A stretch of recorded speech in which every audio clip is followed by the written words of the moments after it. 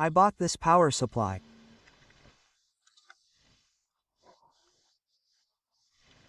It's called the X850. It operates from 5 to 48V. Now let's see how it works and where it can be used.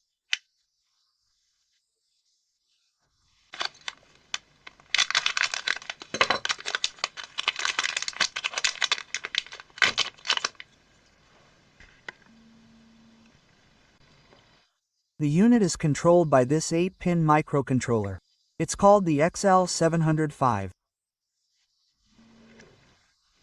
And then there's the 10 amp regulator, plus coils, diodes, and capacitors.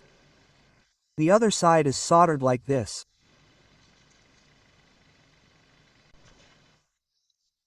This module can be used to switch to backup power when the main 5 to 48 volts supply fails, that is, when, say, the grid is disconnected. The step-down transformer or power supply output will be 0. It switches to the backup power, that is, the battery, and the output voltage is the one we need. This means that this board can be used to support various security sensors and alarms, internet routers, and other devices that require constant power, but the 220 volts grid isn't working at the moment. If you add a battery to this board, you can essentially call it a mini UPS. Everything is connected very simply. There is, of course, a diagram, but everything is clearly written here. This is where the network is connected, some kind of step-down power supply for 5 or 48V plus and minus. There is a symbol on the other side. The battery, or rather the accumulator, is also plus and minus. Well, this is the output and also plus and minus is marked. Now I will connect the battery to the power supply, some kind of load, and we will see how it all works.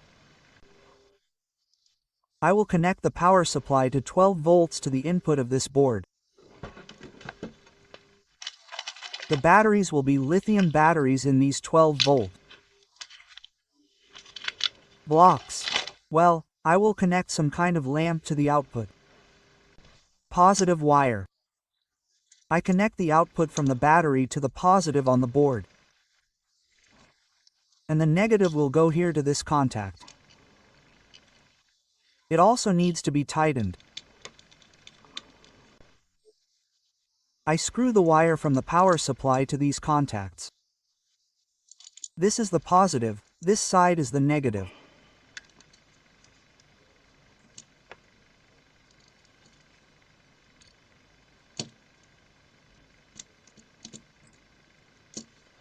When I turn on the power supply, that is, I supply 12V to the input.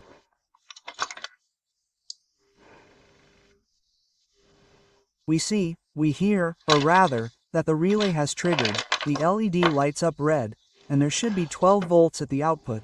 Since my power supply also has 12V, now I'll measure and show that there are also 12 volts at the output here.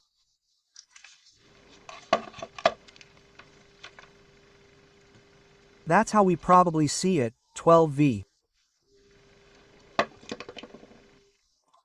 When I turn it off, it's clear that it should switch to the backup power.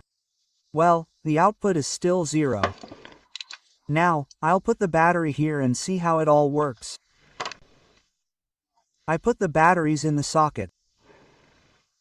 The last 3 should get 12 volts here in the socket. Well, I have them soldered in parallel. This is the laptop's battery, I think. Now there should be 12 volts in the socket. And that's it. The device is now running on battery power. That is, at the output of 12V. You can see it on the multimeter. I turn on the power supply, and the device switches to power supply operation. And there's 12 volts at the output. Well, the indicator lights up, or rather glows. The red light is idiotic. That's the principle. Now I'll connect a lamp to the output and see how quickly the relay responds. I'm using a 12V lamp like this as a load. You can connect it to any contact here. Polarity doesn't matter. The lamp works because there's 12 volts at the output. I connect the power supply. As we can see, the power supply produces 1.2 to about 1.38. The red LED indicator lights up. It shows that the board is now running on power supply. Now I turn it off. Well, it switched over. The relay responded quickly. That is, because for some circuits, how quickly the relay responds is critical. So, it's a pretty good mini board, a mini UPS, for about $1.50, maybe a little less.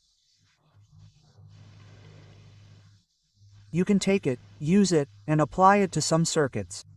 That's all for now. Until next time.